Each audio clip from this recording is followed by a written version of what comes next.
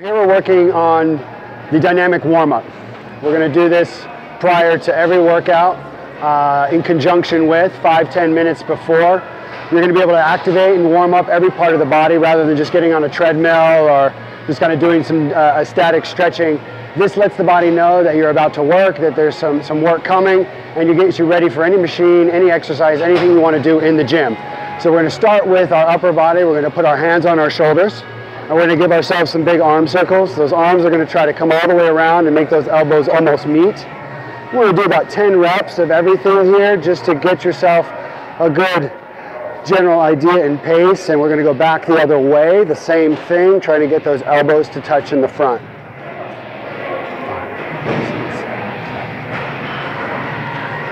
Good. We want to extend those arms out. We want those palms to be up. We're going to do some rear circles. We're going to just start with little circles forward. And we're going to keep that neck relaxed and those shoulders down. Keep that body erect. We're going to let those circles get gradually bigger and bigger and bigger and big circles till we have a big stretching circle going and really feeling that stretch in the shoulders. And then we're going to return back the other way. Small circles, slowly bigger, bigger, bigger. Bigger circles, really getting that stretch going, and you're going to keep those elbows up. We're going to run about 10 more of these, open all the way, closed all the way. You're going to really start to feel those shoulders fire up a little bit, about 3 or 4 more. Great, we're going to go right into the shoulder slide. So we're going to get those hands all the way up, those elbows all the way down. Kind of imagine that you're trying to push yourself up against the back of a wall. Keep those hands back, those elbows back, pinch those shoulder blades back, hands all the way up, elbows all the way down. Really feeling those shoulders fire up, and about 10 of those. Good, you relax, put your hands out in front. Give yourself a nice little rotation in the spine. Don't throw yourself out there, not too aggressively. Just nice and gently, just opening up, breathing out on each side. That's right. Good. Excellent. And we're going to go right into a nice little hip flexor stretch.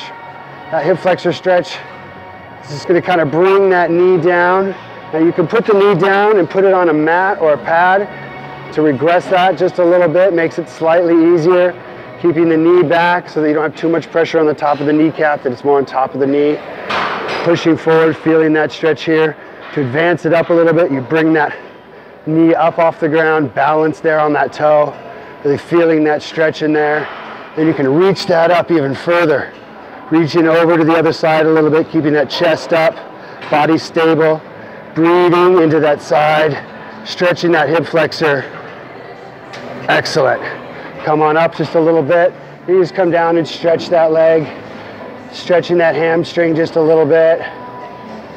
That's right, just feeling that stretch, holding for about 10 seconds or so. And we're going to switch to the other side. Get down to that hip flexor stretch. Really feeling that in through here.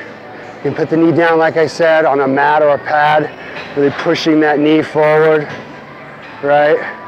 And stretching, pulling that up, reaching over, holding this for about 10 seconds or so.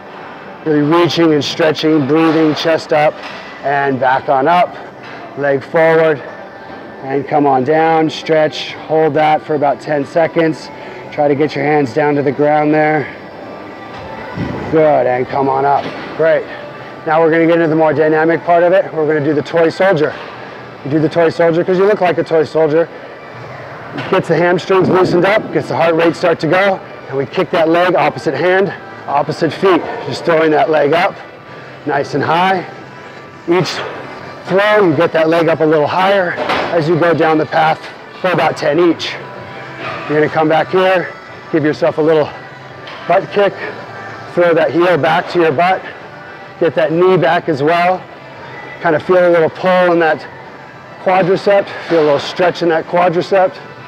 Try to kick that butt with that heel. Get that knee back. You're going to get 10 of these on each side. Good. We're going to go right into that leg circle. Try to loosen up those hips. Comes across the body and opens up. Comes across the body and opens up. Right? We're going to do about 10 of those on each side. That's right. Really loosening up those hips, coming across the body, right? Excellent. You can get about 10 on each side. Good. Then we're gonna go right into a little skip, like you were in grade school. You get that heart rate up, get a little plyometric going, and it's a little skip, like you were in grade school. Just get that skip going, do about 10, maybe 20 of those, and stop. You're gonna come back around, you're gonna come down and drop down just nice and low. Now we're just gonna walk. We call these duck walks, because you look like a little duck waddling down the ground.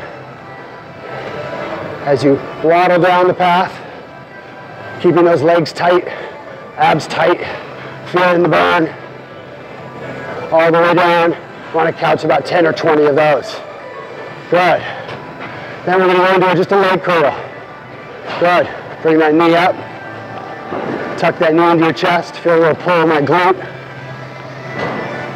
Feel a little stretch in that hip. And good. About 10 on each side. Then we're going to go into next to the bear crawl. We do this because you look like a bear crawling on the ground. And walk.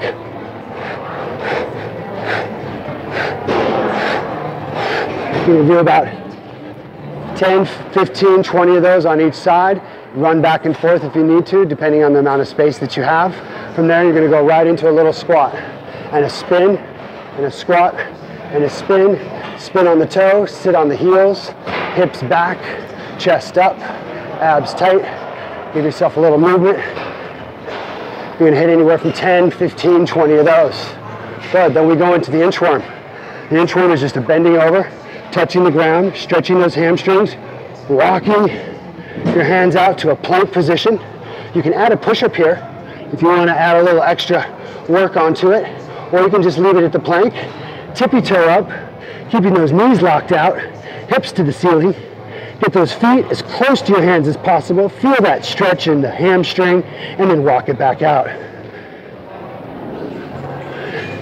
Hips up, knees locked out, straight. You can do anywhere from 5 to 10, 15 of these, depending on your amount of work that you want to put into it. Give yourself a little push-up. Keep those knees locked out, get the feet as close to the hands, and walk it back out. Good. From there, we go into a little hop. We're gonna do what we call a frog hop. Nice and low. You're gonna be feeling your heart rate up now. That inverted position is gonna test your cardio. You should feel that heart racing. And we're gonna go right into a little hop, like a little frog. We do about 10, 15, 20 of those. And from there, we go into our one leg hop. On one leg, you just hop on one leg. Nice and gently, nothing too hard, don't land too roughly, nice and soft. Then the other leg.